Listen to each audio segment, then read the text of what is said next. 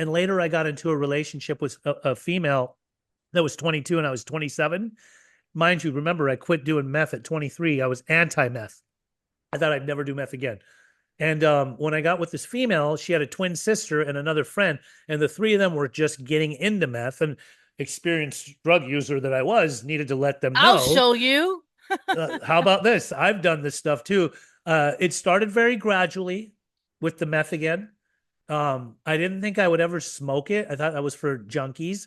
I thought I could only snort it, but I realized that at that point, within a few years, the meth I was using a few years back was different. That was crank, that was crystal methamphetamine. This was this was glass.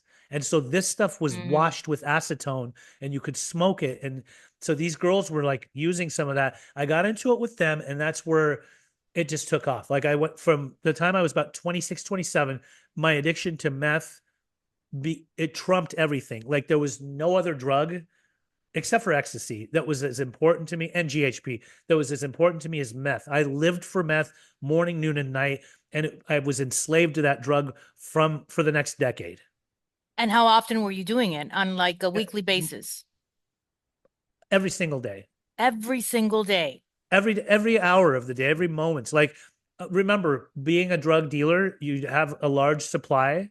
By the time I was 30, though, I got raided by the methamphetamine task force because they thought I was going to cook meth, which I really was, but I hadn't started yet. Like we were Breaking Bad before it was even shot for a Gotcha. TV show.